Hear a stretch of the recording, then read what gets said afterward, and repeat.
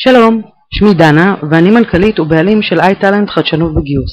הפעם אני רוצה לדבר איתכן על פתרון קל שמצאתי לבעיה נפוצה, כזו שלא מאפשרת לי לראות פרופיל מלא של קשרים בדרגה השלישית.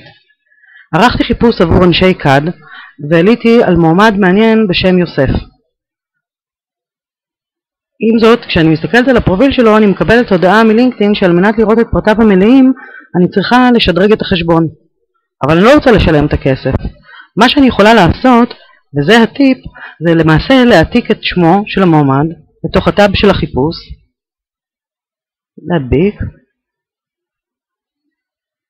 ואז אני מקבל את התוצאות.